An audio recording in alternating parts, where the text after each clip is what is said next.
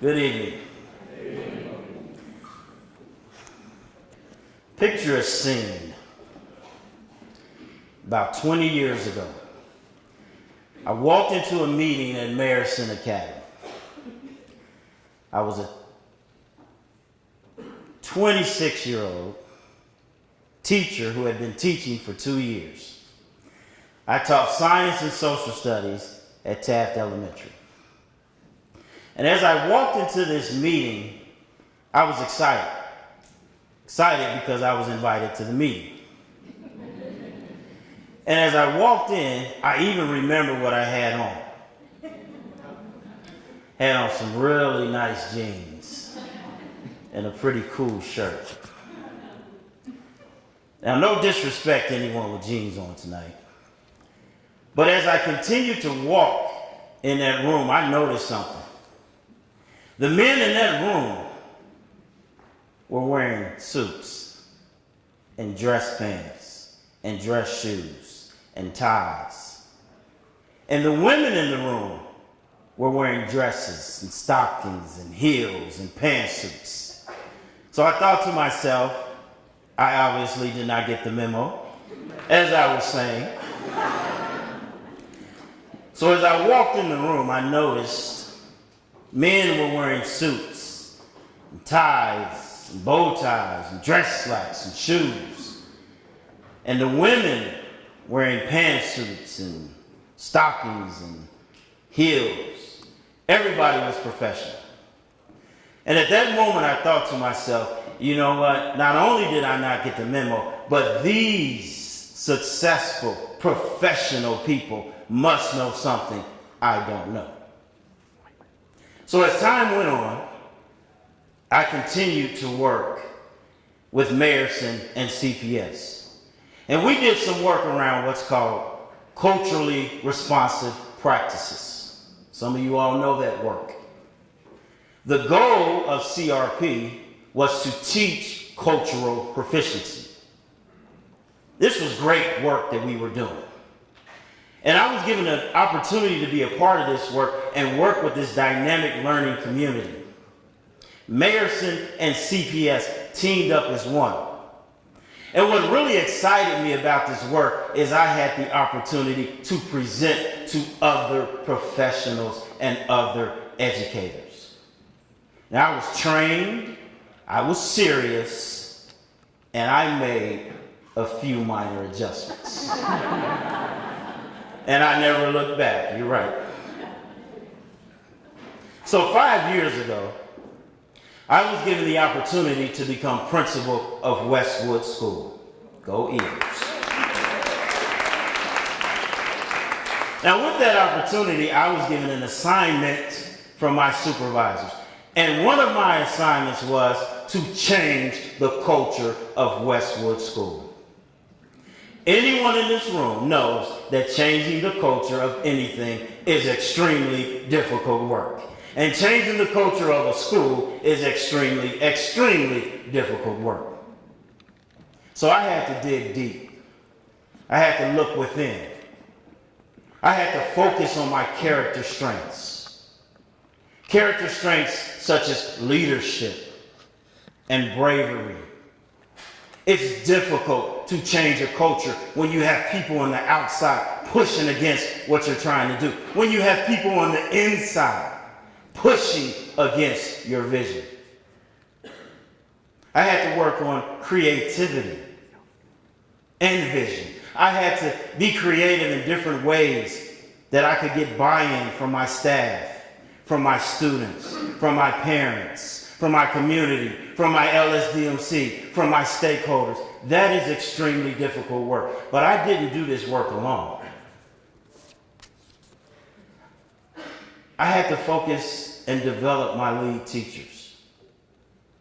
Lead teachers like Don Bittner, who's here this evening. We had to focus on her character strengths. I watched my lead teachers focus on bravery and hope and teamwork and come together to do this work to change the culture of Westwood School. We implemented grit to our students. We did a book study school-wide involving students, parents, family members, LSDMC, and staff around pushing through adversity. What it means to be gritty. What it means to never give up. What it means to never quit. We did a book study on the growth mindset. We talked about what it meant to grow your brain and how if you keep trying to never give up, you will eventually, ultimately get it. It just takes time. And now our entire school is on the energy bus. We focus on positive energy and how positive outlooks fuel your life, fuel your work, fuel your teams. We came together to make a change. So last school year, we became a Vision 2020 1.0 enterprise school.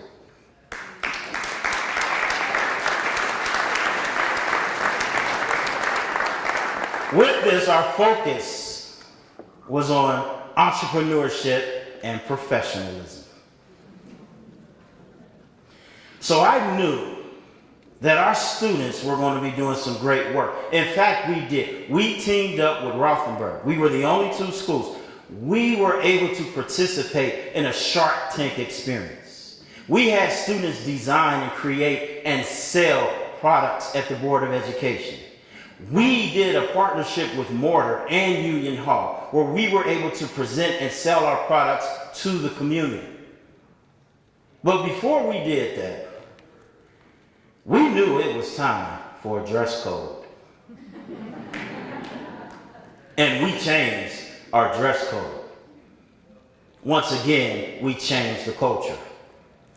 When you come into our building, our boys wear ties and bow ties every single day. If you've been there, you've seen it. Every Tuesday, we celebrate a bow tie Tuesday. We had a young lady create her own bow ties for girls and present them at a Shark Tank experience. The men in our buildings wear shirts and ties and dress pants and dress suits and blazers. The women in our building dress professional. And here's the thing. It wasn't just about putting on a suit and looking good. Anybody can put on a suit and look good. Any young lady can put on a dress and heels and look good. It was about doing the work. We did the work. And we wanted our students to be able to make those internal changes and you to be able to see them externally. I remember a student, let's call him Michael. This student came to school late every single day. The year before we implemented our Vision 2020 enterprise focus in our dress code. He was the type of student that would come late, usually be out of uniform, pants hanging down below his waist. You've seen that. We say, Michael, pull your pants up. He pulled them up. 10 seconds later, back down. We could see his underwear every day.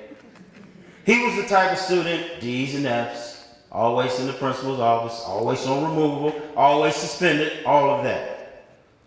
I watched this student make a change. I watched this student start to wear his ties and his bow ties and his dress pants daily. I watched him go from being a DF student to an AB student. I watched him make all kinds of changes. He went from being the bottom of the class to the top of the class to being an ambassador for Westwood School. He made those changes. And as he did that, I'll never forget on picture day last year, he said, Mr. Grant, can I wear a suit for picture day? I said, Michael, why do you want to wear a suit for picture day? He said, because, Mr. Grant, I have made so many changes and I've worked so hard. And when people see my picture, I want them to see me. I want them to see the change that I have become. I said, Michael, go ahead and wear that suit.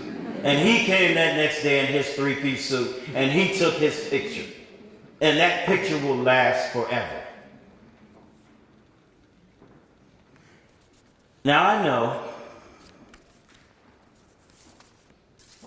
that you will probably hear people say all the time, that clothes don't make the man or the woman. And honestly, I agree with that. But here's the thing. Clothes may not make the man or a woman, but appearance does let people know who you are and what you stand for. And our students work hard. And me, as the leader, I want my students to know who I am and what I stand for. The teachers need the students and want the students to know who they are and what they stand for. And when you see our students in their ties and bow ties, they want you to know who they are. They want you to know how hard they've worked. They want you to know what they've done, the heavy lifting, and who they are as young urban entrepreneurs. And at Westwood School, please understand, we stand for hope. At Westwood School, we stand for bravery. At Westwood School, we stand for teamwork. At Westwood School, we stand for professionalism. Right now, we have people pushing back against our dress code, pushing back against our culture. But we will continue to stand as a school, as a culture. What we have put in place, no one will take away. Thank you so much for listening to my story tonight.